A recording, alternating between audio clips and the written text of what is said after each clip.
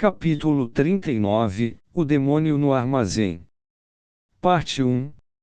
O layout da cidade de Porto Zeno era semelhante ao de Porto Vento.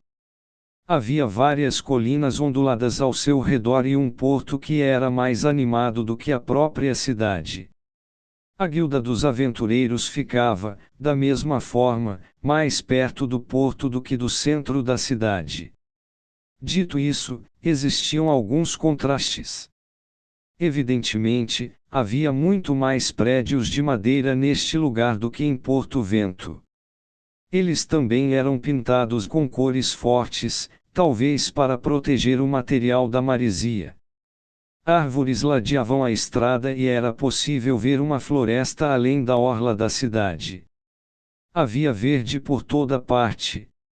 Era um contraste enorme com o continente demônio, que era todo branco, cinza e marrom.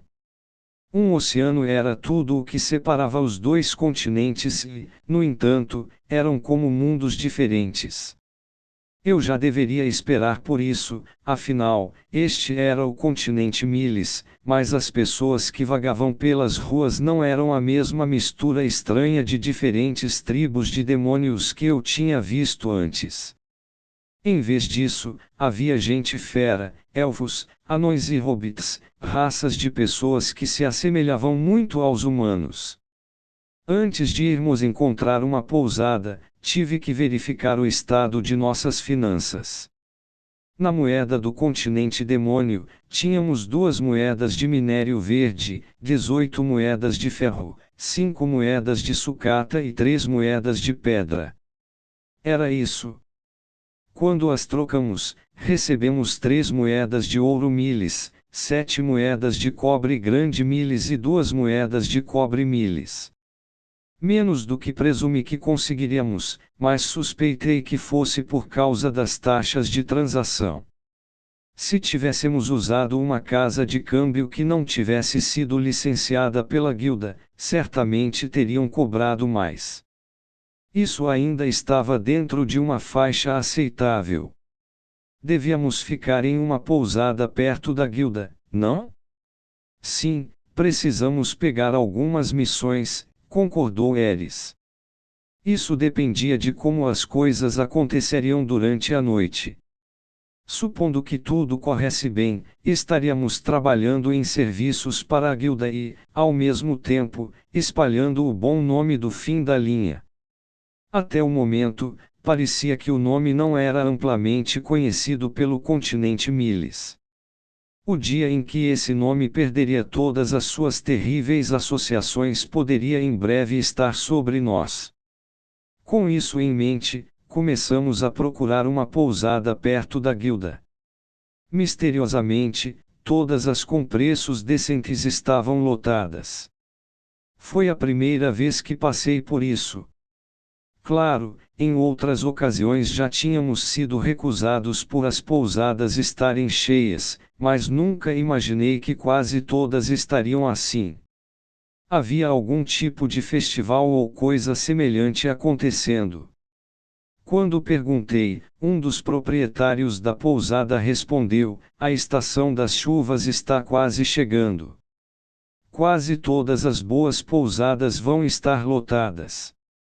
A estação das chuvas era um fenômeno climático peculiar da Grande Floresta, uma chuva contínua que durava 3 meses inteiros. O dilúvio tornava a Grande Floresta, assim como a rodovia, intransitáveis. Como resultado, muitos hóspedes fizeram reservas para longas estadias nas pousadas. A maioria das pessoas normalmente evitaria ficar presa em um lugar como este durante a estação das chuvas, mas pelo visto certos monstros só apareceriam durante essa época, graças às chuvas que os levavam em direção à cidade.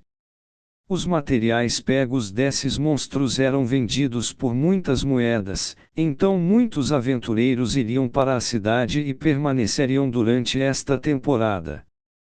Quando ouvi isso, decidi mudar meus planos. Se passássemos os próximos 3 meses arrecadando dinheiro diligentemente, poderíamos arcar com todas as nossas despesas pelo resto da viagem. E ao mesmo tempo também poderíamos divulgar o nome de Ruigerd. Decidir um plano de ação tornaria o resto de nossa viagem no continente Mille suave e relaxante. Ainda assim, seria melhor não contar com os ovos dentro das galinhas, certo? Não tínhamos muito dinheiro e também não conseguimos encontrar uma pousada para nos hospedar. Os únicos lugares com quartos disponíveis estavam fora do nosso orçamento ou eram extremamente ruins. Seria impossível pagar com o dinheiro que não tínhamos, então só nos restava uma opção: ficar em um lugar desagradável e permanecer no que era, francamente, uma favela. Uma noite custava 3 moedas de cobre grande e não havia outros serviços inclusos, incluindo refeições. Mas, apenas para dormir, parecia barato e decente. De volta ao continente demônio, tínhamos ficado em lugares muito piores. Mas valeria a pena ir para outro lugar assim que conseguíssemos economizar algumas moedas. Acho que não é tão ruim. Eris era filha de uma família nobre, mas não tinha escrúpulos quanto ao estado dilapidado do edifício ou sua falta de serviços. Na verdade, eu era o único reclamando. Pessoalmente, gostaria de acomodações mais agradáveis. Você está agindo como um bebezão. Por mais que eu quisesse responder, é. Olha só quem fala, não consegui. Tomando cuidado e relembrando, percebi que essa jovem nobre garota costumava dormir profundamente sobre um fardo de feno em um estábulo infestado de baratas que cheirava a esterco de cavalo. Nós não éramos iguais. Eu ainda ansiava pelo calor de uma boa cama, mesmo depois de ter reencarnado. Decidi não agir como um bebezão. Tudo o que pude fazer foi usar magia para criar um vento quente que aniquilaria todos os ácaros da poeira e, em seguida, daria uma limpada rápida no quarto. Eu não tinha mania de limpeza. Honestamente, até gostava que as coisas ficassem um pouco bagunçadas, mas, às vezes, em pousadas como essa, as pessoas que pernoitavam esqueciam algumas de suas coisas. Poderia haver alguma moeda deixada debaixo da cama ou um pequeno anel que caiu de uma bolsa. Podíamos embolsar qualquer dinheiro que encontrássemos, mas, às vezes, se houvesse um anel ou algo semelhante deixado para trás, poderia haver um pedido de busca na guilda. Isso poderia nos render uma recompensa em dinheiro, independentemente do ranking do pedido. Normalmente, seria algo pequeno, mas poderia acontecer de render uma grande quantia. Foi por isso que cuidadosamente limpei o quarto. Nesse meio tempo, Eris pegou alguns trocados emprestados para cuidar da limpeza das roupas. Em seguida, rapidamente realizou os cuidados de rotina do seu equipamento. Quando terminamos, o sol estava começando a se pôr. Eris, está na hora de pegarmos Ruigerd. Imediatamente decorei onde nossa pousada estava localizada. As favelas eram próximas umas das outras, então a segurança pública não seria garantida. Uma vez, ficamos em uma pousada perto das favelas. Um ladrão entrou em nosso quarto enquanto estávamos trabalhando. Ruigerd havia seguido os rastros do bandido e os puniu severamente, mas as mercadorias que roubaram de nós já haviam sido repassadas para outra pessoa e nunca as recuperamos. Na época, aquelas coisas não eram lá muito importantes. Entretanto, eu não tinha planos de deixar nada precioso no quarto de hotel enquanto estivéssemos fora. Mesmo assim, parecia prudente implementar algumas medidas de prevenção ao crime. Também me deu um bom pretexto para não levar Eris comigo. Eris, você fica aqui e cuida da nossa bagagem. Você vai me deixar aqui. Não posso ir junto.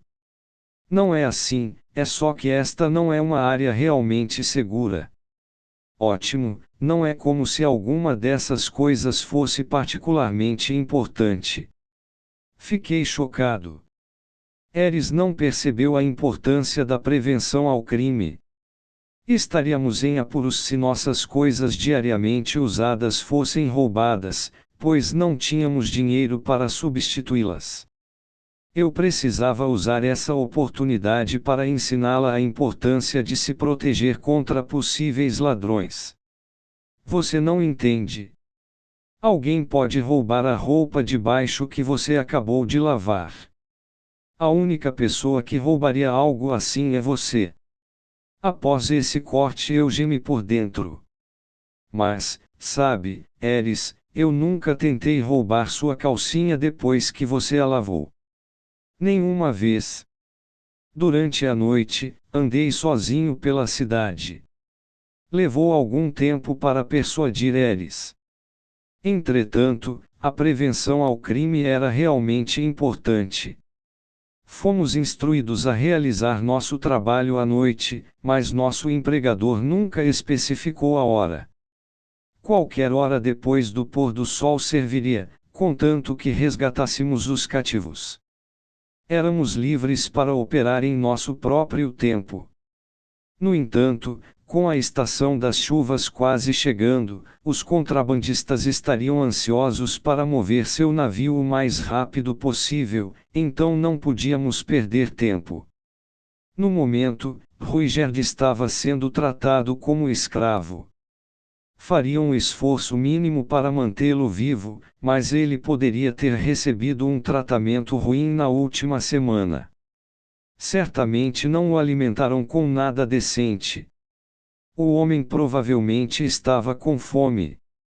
E quando as pessoas ficavam com fome, ficavam com raiva. Foi por isso que tive que me apressar. Com a lança de Ruigerd em uma das mãos, fiz meu caminho até o cais e, em seguida, até a orla. Lá estavam 4 grandes armazéns de madeira.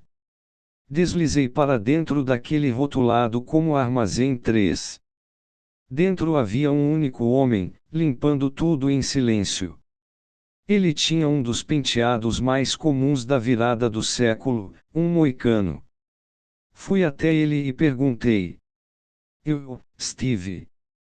Como está Jane, sabe, aquela que mora perto da praia? Essa era a nossa senha.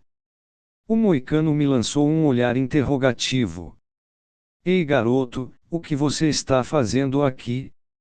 Ah, merda, fiz errado. Não, não era isso, talvez ele simplesmente não acreditasse em mim, já que eu era criança. Eu estou em uma missão para meu mestre. Estou aqui para pegar uma carga. O homem pareceu entender quando eu disse isso. Ele acenou com a cabeça calmamente e disse: Siga-me. Então se dirigiu mais para dentro no armazém.